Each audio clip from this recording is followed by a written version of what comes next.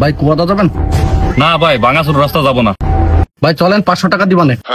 হ্যাঁ 50 টাকার ভাড়া 500 টাকা? ও আরে ভাই, ভাঙাচোর কোনো ব্যাপার না, চলেন ভাই। একটু দাঁড়ান, আমি দোকানে বিলটা দিয়ে আসি। ভাই কি ভাই ওই লোকটা কিন্তু ছিনতাইকারী। হ্যাঁ ধন্যবাদ ভাই। স্যার আমার গাড়িটা একটা ছিনতাইকারী উঠেছে, আমি লোকেশন পাঠাচ্ছি, আপনি তাড়াতাড়ি চলে আসেন। আচ্ছা আচ্ছা ভাই চলেন। কি যে আছে কপালে আল্লাহ। ভাই একটু সাবধানে গাড়ি চালায়েন।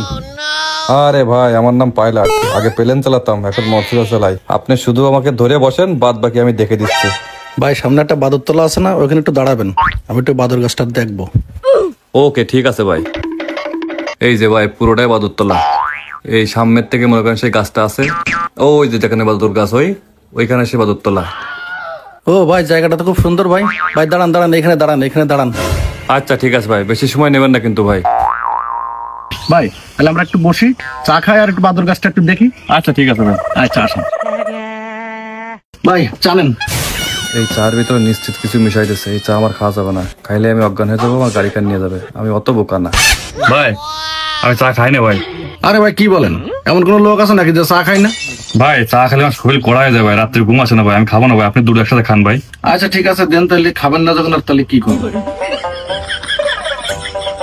ভাই গরমে তো ঘামে গেছেন, টিস্যু নেন, মুখ মোছেন। ওরে শালার বাটপার, টিস্যু আমি নাকে নেবো আর আমি অজ্ঞান হয়ে যাবো? বহুত চালাক, আমি কোনো ফান্দে পা দিবার না, আমিও খুব চালাক। তো শালা তো কঠিন শিয়ান, কোনোভাবে তোরে ফান্দে ফেলতে পারতেছি না। আচ্ছা এটা ফাঁকা জায়গায় নিয়ে যেভাবে বসান দিতেই হবে। ভাই চলেন, বাদুর গাছও দেখা হইলো, চাও খাওয়া হইলো, চলেন ওঠেন। চলেন।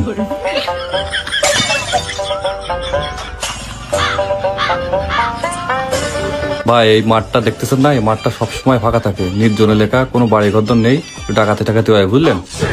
আমরা যাই খুব সাবধানে এই রাডে চলাফেরা করি।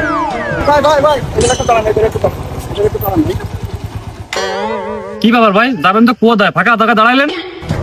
এই কোদা যাওটা মনিরাম পর্যবতর কইতে বে। এই গাড়িতে নাম, নাম গাড়িতে নাম, নাম গাড়িতে নাম। কি হলো কথা কানে আসছে না? নাম বলে দিলাম বলো। এই তোর কাছে কি কি আছে বের কর, বের কর তাড়াতাড়ি, বের কর বের কর, এখনই দিলাম বলে বলে দিলাম তাড়াতাড়ি।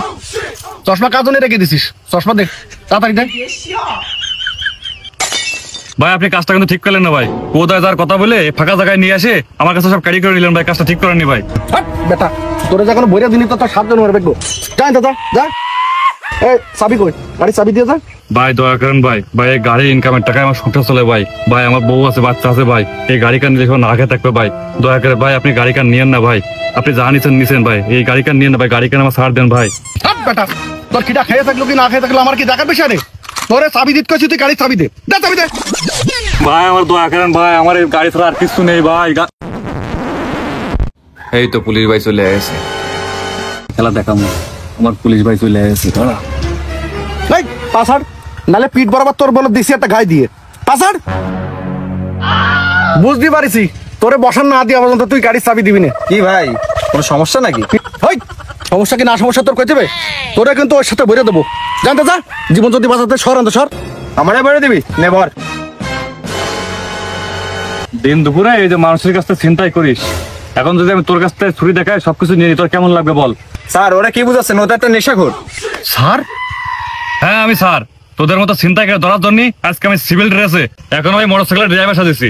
যশোর সদর জুড়ে তোদের মতো চিন্তাই করে অহরহ ভরে গেছে। তোরা গরিব অসহায় দেখে টার্গেট করিস, ইজি বাইক চালক, ভ্যান চালক, মোটরসাইকেল চালক টার্গেট করে তোরা ফাঁকা জায়গায় নিয়ে যায়, তাদের কাছে সব কেটে নিস। একটা ভ্যানের জন্য তোরা একটা মানুষ মেরে ফেলিস। তোরা কি জানিস ওই একটা পরিবার তার উপর নির্ভরশীল, তার ইনকামের পরে চলে। সামান্য একটা ভ্যানের জন্য তখন একটা লোককে মেরে ফেলিস, তার পরিবার কি অবস্থায় থাকে তোরা কি জানিস? যাই দেখেছিস তারা কি অবস্থায় খাচ্ছে কি না খাচ্ছে?